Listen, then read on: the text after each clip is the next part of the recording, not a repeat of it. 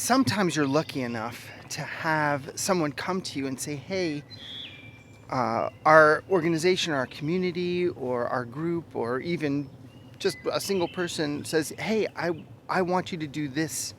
Can you do this?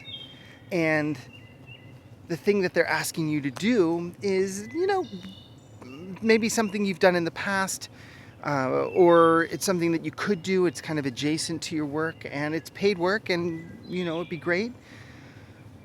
And so you feel kind of like 60 to 70% about it.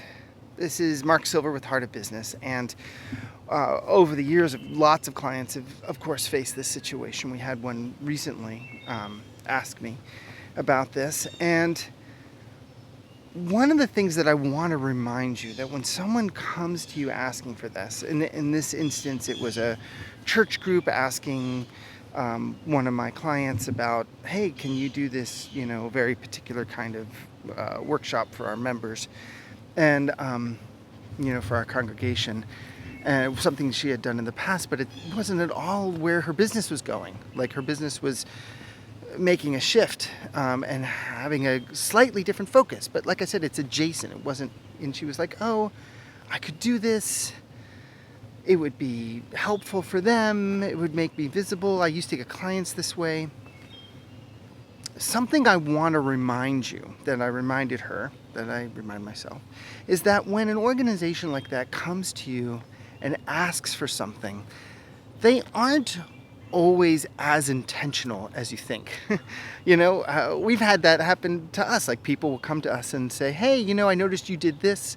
That was, what's your deep reasoning behind doing it that way? And I'm like, you know what? We just did it that way. And actually, it could use some thought and some editing. And gosh, maybe I don't want to do it that way exactly.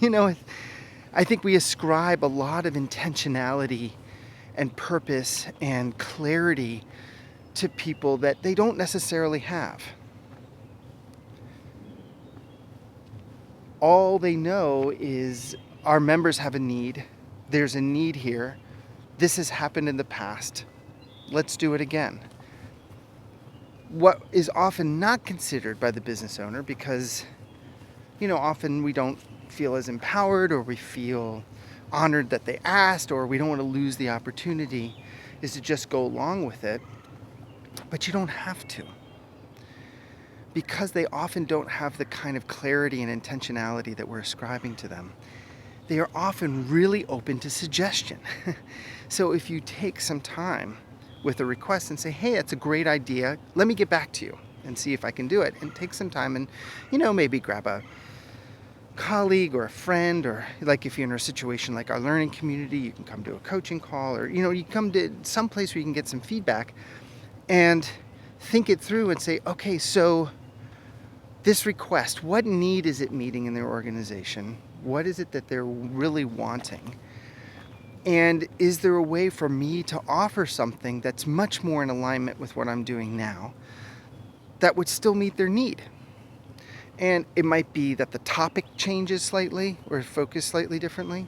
It might be that the format changes slightly, or in big ways, like, oh, I don't want to do a day long. I'd rather do, a 6-week series, or, whatever the change is. And if you think about it and put your heart and care into it, and it's evident that you're really wanting to help them, often the counter proposal that you come back with will be accepted, So, it's a simple message. I just don't want you to feel constrained by these requests, feeling like you have to just do what they ask for, but that it can be a conversation, and that you can make it work for you and your heart and what you care about in your business, as well as for the client.